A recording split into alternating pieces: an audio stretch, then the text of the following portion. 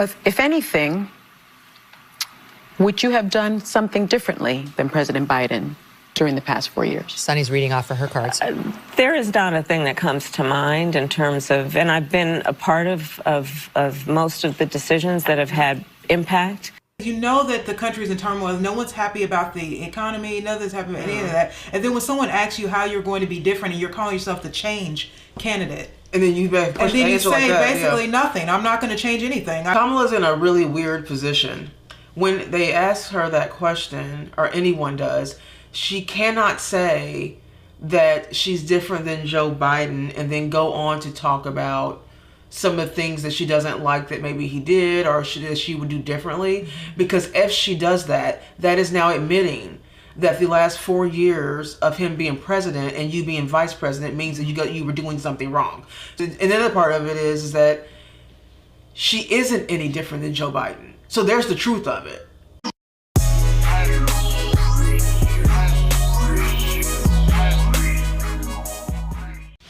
Hi everybody, welcome back to our channel. So the Democratic Party's had a very interesting week, specifically Kamala Harris.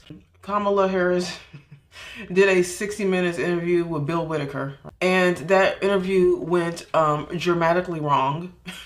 What happened to her is what we suspected would happen to her. Yeah. Which is the reason why, they didn't want her to do interviews, why she was dodging the press. Right. It's because she's not good at interviews. I mean, she's not even good at interviews with people who are going to vote for her. Right. I mean, when Dana Bash told J.D. Vance that she was trying to get an interview with Kamala Harris, and that's a left-wing news organization, and they don't want to talk to her, who's going to agree with her and give her fluff pieces, it just shows you that the Democratic Party really didn't have confidence in the fact that she could do interviews. Because every time she does an interview, because she either laughs too much, she does word salad, nothing ends up coming out correctly, she doesn't look strong at all, she looks pretty weak. And so this just shows you that when given to a real journalist, and he still could have pressed her harder, in my opinion, he could have pressed her harder, but the fact that he pressed her this much and she crumbled shows you exactly the kind of person that she really is. She's not presidential at all. So we are going to show you just a little clip. And listen to how she flounders when there is the slightest bit of pushback. The question was, how are you going to pay for it?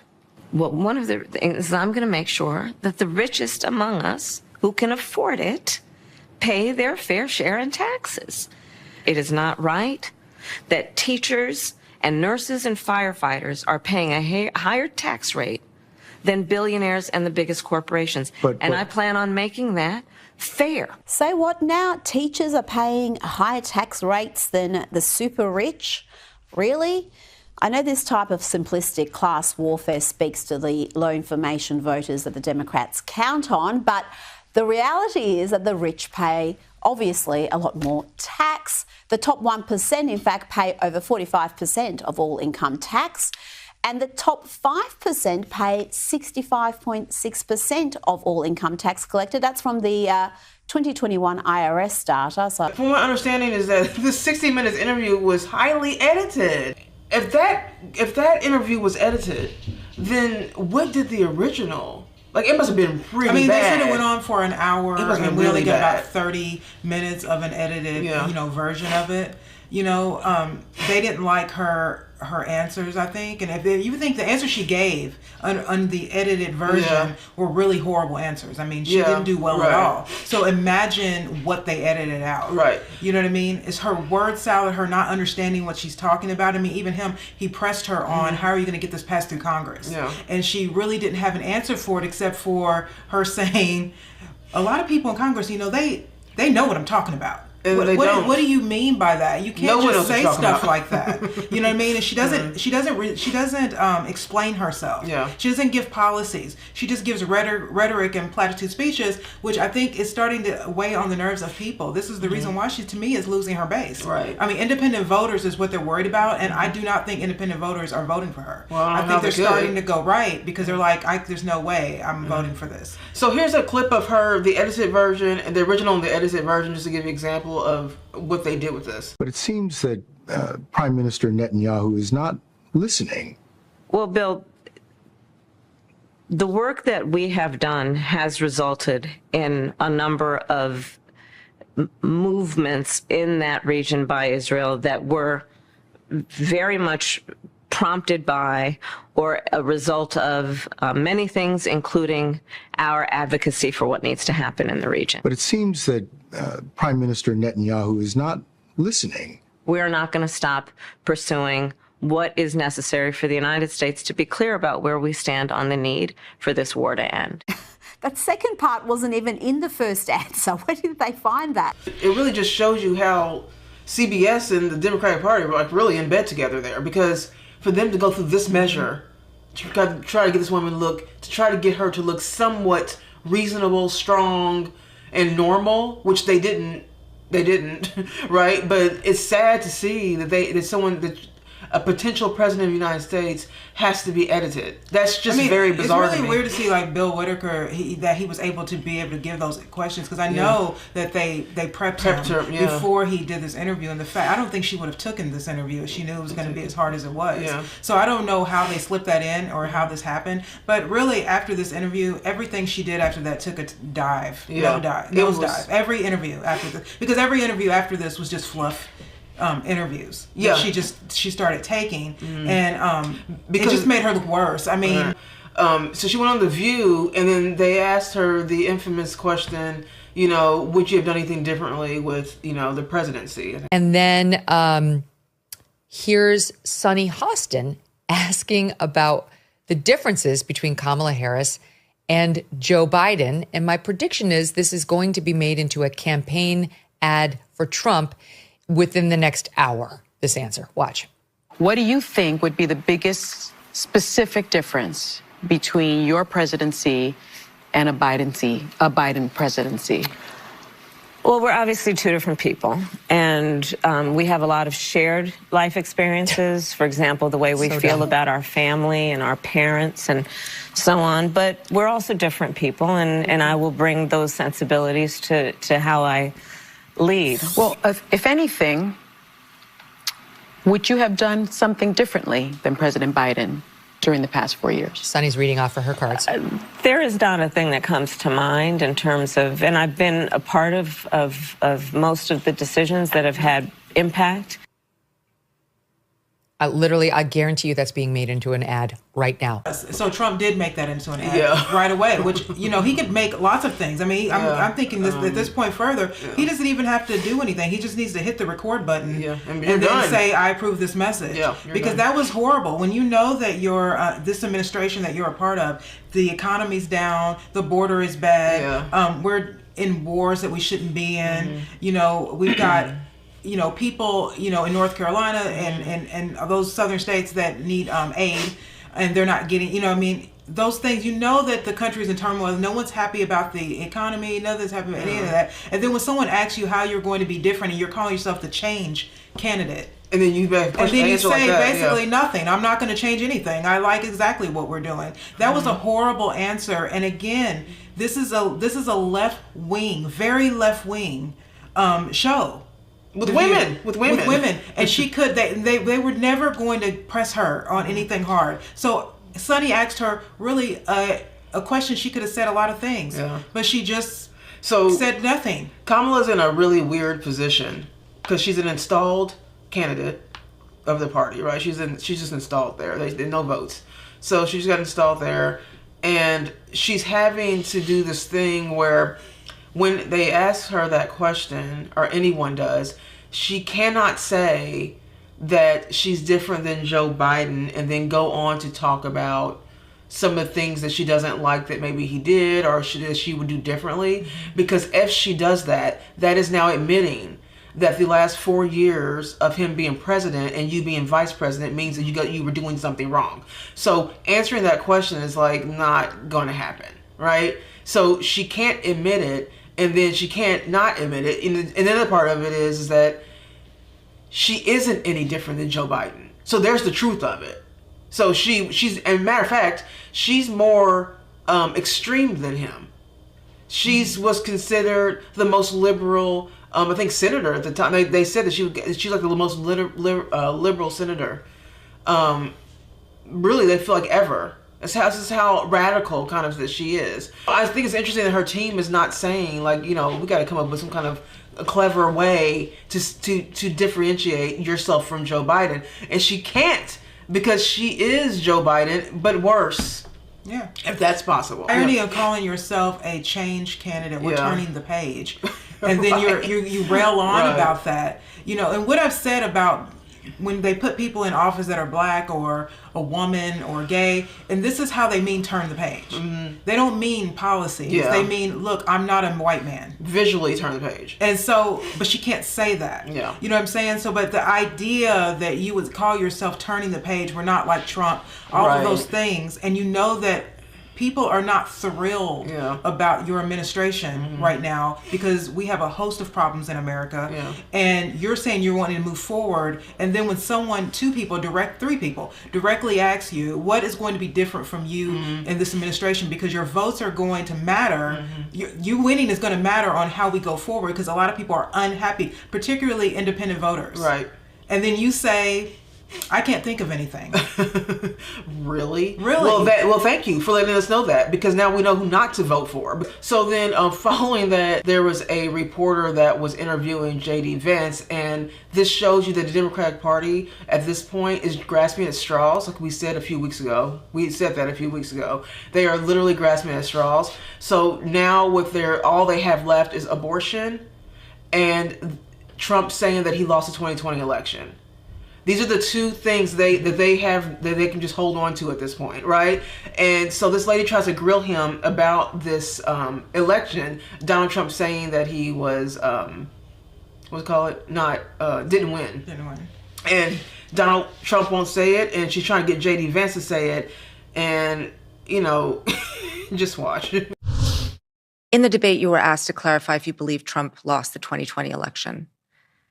Do you believe he lost the 2020 election? I think that Donald Trump and I have both raised a number of issues with the 2020 election, but we're focused on the future. I think there's an obsession here with focusing on 2020. I'm much more worried about what happened after 2020, which is a wide open border, groceries that are unaffordable. And look, Senator, yes or no? Okay. Did Donald Trump lose the 2020 election? Let me ask you a question. Is it okay that big technology companies censored the Hunter Biden laptop story, which independent analysis have said cost Donald Trump millions of votes? Senator Vance, I'm going to ask you again. Did Donald Trump lose the 2020 election? Did big technology companies censor a story that independent studies have suggested would have cost Trump millions of votes? Senator I think that's Vance, the question. I'm going to ask you again. Did Donald Trump lose the 2020 And I've answered election? your question with another question. You answer my question and I'll answer yours. I have asked this question repeatedly. It is something that is very important for the American people to know. There is no proof, legal or otherwise, that Donald Trump did not lose the 2020 election. You're repeating a slogan rather than engaging with what I'm saying, which is that when our own technology firms engage in industrial scale censorship, by the way, backed up by the federal government, in a way that independent studies suggest affect the votes, I'm worried about Americans who feel like there were problems in 2020. I mean, with this whole thing, this is the way they get treated all the time, no matter where they go, because most of the media is left wing. When Tim Walz and Kamala Harris go to 90% of their interviews, 95%, they don't get pressed like this at all. But their obsession to want him to say that when Biden is in office, Trump did leave peacefully. He left. You know what I mean? Yeah. So there's this need to want to make them seem weak, right? By making these two men and making a woman do it too, by the way. Yeah. Making these two men bend the knee and say something that honestly I don't think that Trump lost. That's how I feel. And the reason why is because they're going to go by technicalities, but the truth is that with the Hunter Biden laptop, there was a lot of stuff that was not that because of tech, like he said, that was manipulated to make them look like a stronger candidate. Right. And so to me, I still don't think that he won. I think it was not a fair, I think the election wasn't fair. Right. And I don't, something about it just seemed highly suspicious to me that just wasn't fair to me under all the circumstances with the big tech situation going on. And even Carrie Lake talks a lot about this, is that, fighting for fair elections is extremely important. Right. And I know a lot of people feel like, the voting doesn't matter. You mostly get selected, not elected. And to some extent, I'm not saying that's not completely true, but I do think that that's the point of fighting for free and fair elections, so we can get to the point where the voices of the people do matter. Right. You know, in Kamala's situation, the voices of their party doesn't even matter. The constituents, it doesn't even matter because she got just, you know, inserted into the candidacy for her party. So yeah, so I'm glad he did answer that. But it also just shows, though, again, that they are grasping at straws. That party, they have nothing else under the hood. I mean, she already said that she wasn't going to, that she can't think of anything she wants to change, even though she's calling herself the change president. But this is it's like to ask someone 5 times if Trump lost is a waste of time because Trump is not in office. Biden is. So the idea that you want to stick on something like that instead of talk about policies, which lets you know it's a distraction. Yeah. It has nothing to do with them wanting really to know if Trump won. Right. It's just to make him bend the knee and make him look weak because she looks so weak right now. And also to not talk about actual policies. Yeah. Because the truth is that their policies have been horrible and is ruining our country. Yeah. And Trump has a lot to lean on because he did well. Yeah. You know what I mean? And they don't want to talk about him. They just want to somehow take everything they did wrong and attach it to when he left. And that's just, I'm sorry, you can't do that. The Democratic Party right now, because they are kind of like out of ideas, like I feel like that's where they're I feel like they're out of ideas, and it reminds me of like they like Monday's Thanksgiving leftovers. Right? Because, you know, like on Thursday, the food's great because it's Thanksgiving. And then on Friday, it's like, okay, you can still get a good plate of this. We can still make something of this. And then Saturday comes and you're making, you know, soups and casseroles and sandwiches, you know, out of the turkey.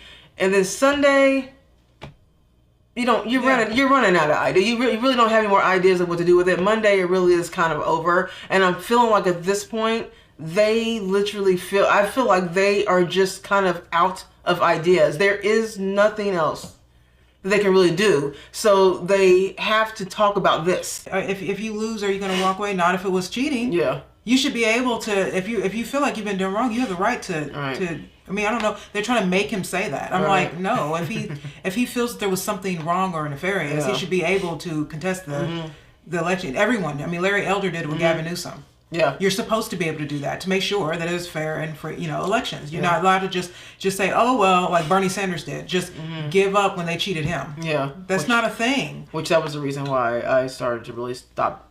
Good thing he didn't become president. Yeah, you know, but you know, it's just to me. But to me, I don't know I don't understand how anybody can be undecided at this point. I know. You know, this is just a circus, really, on their side, honestly. I don't really get... This woman has done nothing but stump speak. She goes to every podcast, every television show, and she does the same thing. She says the same thing she does at her rallies. Yeah. And then when the cameras... that's how you can tell she's empty. When the cameras malfunction or, some kind of, the monitors malfunction, or she doesn't have, a scripted answer, she goes blank. Yeah. But look, it happened again, you guys. The teleprompter... I haven't... So when we think about... what's at stake in this election? Whoa, it's packed with some stuff. It's packed with some fundamental stuff. I say rather articulately. I mean, look, I can't stand this woman at all, but Hillary Clinton looked more presidential. I mean, at this point, I don't understand anybody who would vote for her. No. And the only people that are going to vote for her are low information people. Voters, and unfortunately, I will say this, there are a lot of people who are low informational voters. Yeah. And that's who the Democratic Party loves, just people who believe progress is a black person and a woman. Yeah. That's what they think. Yeah. Oh, we're going to give everybody housing and free stuff. That's what they think. Like, what I mean? And there's a lot of people who love Marxism. They just are. They don't really understand what Marxism is. Yeah. But when you explain it, it sounds good. And so a lot of people think, oh, socialism, that whole socialist thing. They go, oh, wow, just us coming together. Yeah. That's how it comes off. Well, there's a compilation of her, too. Since you're saying that, I'm like, shout out to Sky News, though, because I love Sky News Australia. Sky News Australia is just doing all of the work that American journalists need to be doing. Right. I mean, because we have Fox News. Yeah. Okay, and that's even sometimes a little woke. Sometimes I'm just saying, got a little woke, but we got that right. But Sky News is doing the real work. So, anyways, but it's a little compilation of Kamala Harris, and she basically can see what kind of person this is. Talking about, here is a little of Kamala Harris telling us what she's all about. For far too long, the status quo thinking has been to believe that by putting more police on the street, you're going to have more safety. And that's just wrong. You're considered the most liberal United States senator. Somebody said that, and it actually was Mike Pence on the debate stage. But yeah, well, actually, the nonpartisan GovTrack has rated you as the most liberal senator. You supported the Green New Deal. You supported Medicare for all. And yeah, I am a radical. If they fail to act as president of the United States, I am prepared to get rid of the filibuster to pass a Green New Deal. I am supporting the Green New Deal. Raise your hand if your government plan would provide coverage for undocumented immigrants. The idea that we would have a president of the United States that vilifies immigrants, that wants to build what I call his vanity project, a multi-billion-dollar wall, which, by the way, will never get built. Because we have a president of the United States who has created a fiction about a crisis at the border around his vanity project called a wall. We don't need to build a wall. And by definition, just plain speak, basic English language definition, it is not an emergency. I think I understand now why someone went to the trouble of writing this book called The Achievements of Kamala Harris. Wait for it. In less time at Walmart.